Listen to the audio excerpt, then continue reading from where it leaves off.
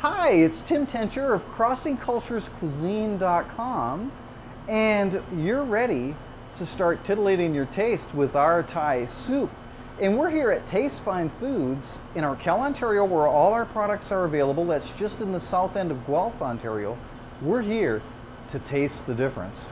Now, you might have read on the package that soup is an ancient art. Soup goes back to the Neanderthal. It's just that old. It all started with people wanting to go nuts for nuts.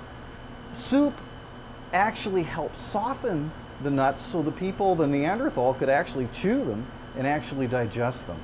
So, soup actually softened the Neanderthal's heart.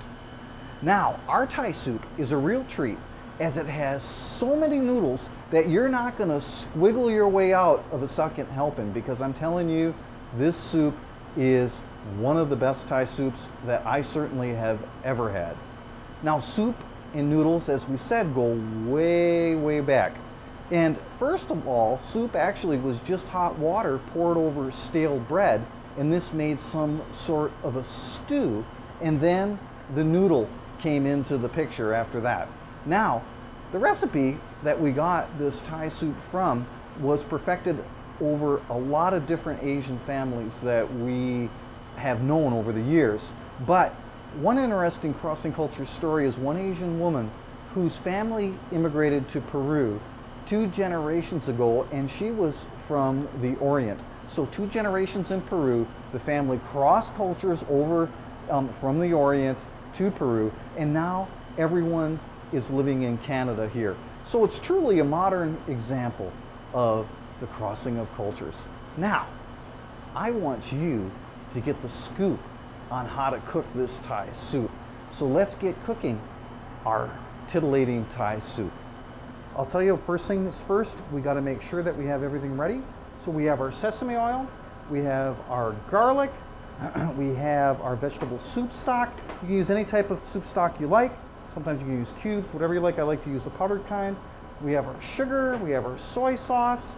We're going to have some tofu that's going to be all ready to go. You can use any protein of choice, but we're going to use a bit of tofu for this. That's how it's traditionally done. Now, we're decided not to use peanuts this time. You can use crushed peanuts if you like, but we're going to use whole cashews. We have our green onions and we have our coriander. So now we're getting ready to start chopping. So here we go. Let's just set some of this aside. First thing you want to do is to soak your whole and shredded mushrooms. And here they are. So you just take those in. Those are from your cooking class in a bag, and you soak them in nice hot water. And these are ancient things, mushrooms, you know. It's very interesting that the mushroom has actually, in France, the kings used to keep them in their bedroom. But they've been used to poison people, and they've been used to make people have delightful dishes for generations. So we're just going to soak those while we're doing everything else. And while those are soaking, we're going to get ready for everything. And we're just going to chop up our green onions, spring onions, however you want to call them, and make sure that they're ready to go.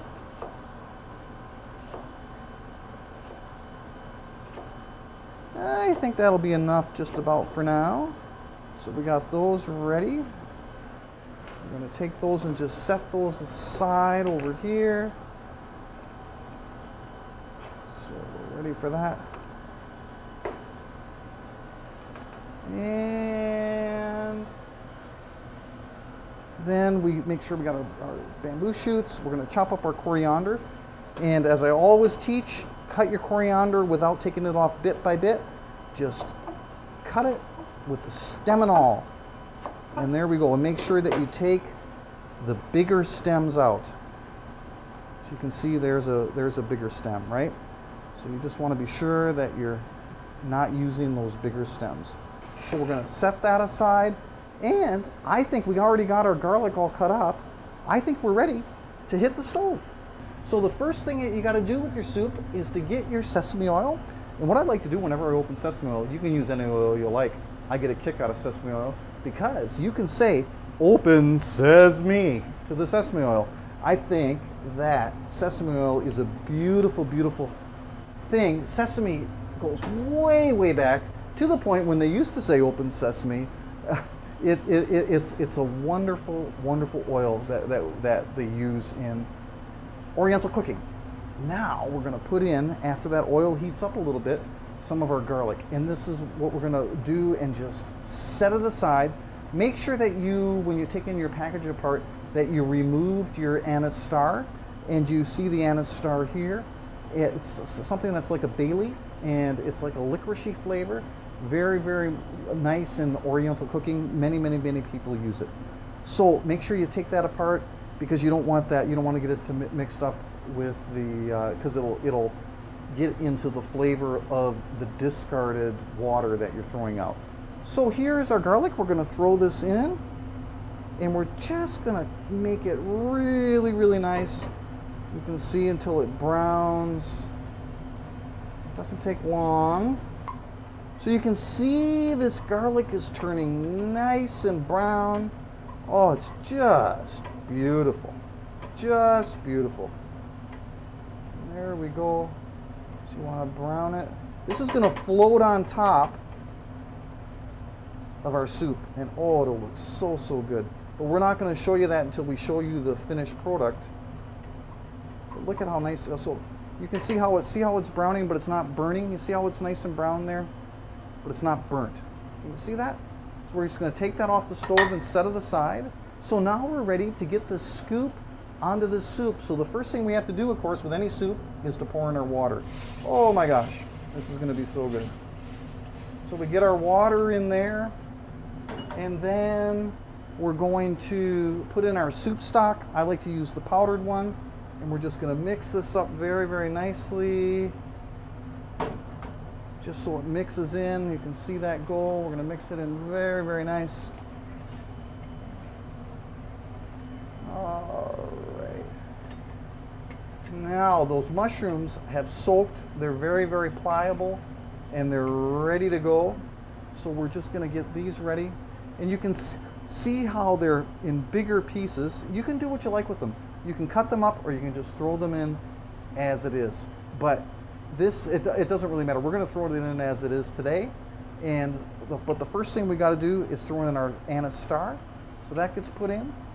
And we put in our mushroom, and we stir it really, really nicely. You can cut it up to bite size. Like I said, some people don't like the big hunks, but I've been cooking this for a long, long time. So you just want to bring this to a boil. Might take just a few minutes. It doesn't take too long. But what we can do while we're waiting for this is, well, there's our anise star. Look, there it is. Make sure you don't eat it. It's like a bay leaf. That's very, very important. So what we're going to do while we're waiting for this to boil is we can add in our orange radish. This is a Yangtze radish, which is a salted, preserved radish. It will last generations. I'll tell you, when they preserve something, it lasts forever. So we just mix that in. Then we have our coriander. Again, we're going to use a bit of fresh coriander as well, but you don't have to. We have the coriander here. We just want to add that in. That gives it that nice Thai flavor. All Thai food has coriander. Most of it does. Oh, we're waiting for this to boil. Oh, this is going to be so, so nice. So it's boiling up there just a bit at a time. So then we can add our tofu. Put that in. This is so, so simple. It doesn't take long. Very, very easy. And we have our noodles. And of course, it's lots of noodles. We like oodles of noodles in our soup. We'll put our noodles in. And then we can add the sugar. Put the sugar in. And Thai food, it has that sugar and that sweet and sour flavor. It's so, so nice. So we're going to put a bit of lime over it when we're done. And you can add in your rice vinegar as well if you like. But we are going to use limes. We love limes over our Thai food. So here we go. The noodles are getting nice and tender. And then, as we go, we're going to see what the soup looks like when it's all finished. First, we have to add our soy sauce. And again, measure it out. I've been doing this a long time, so I can just do it by color. I know what it looks like, so I'm just going to pour some of that in. And get that nice oriental. Oh, I can smell that. Anna's Star, it smells so, so nice. Beautiful. So, the next thing you're going to see is a beautiful, beautiful Thai soup with that garlic. Here's our garlic that's going to float on top, and it's going to be a nice, nice finish. Oh, it's going to be so beautiful. And then we're going to add our chilies. If you like chilies, we're going to add our spring onions, and we're going to add our sprouts, and it's just going to be an absolutely beautiful soup that you'll be able to share with your family. You have just experienced the titillating taste of our Thai soup. The Thai have served this soup in its courts for thousands of years, and now you can serve it to your friends and to your family. You can make it as hot as you like. Just add more heat, increase the amount of chili peppers or black pepper any way you like. But please enjoy it as much as we have enjoyed finding this ancient recipe for you, true to form of what Crossing Cultures Cuisine does.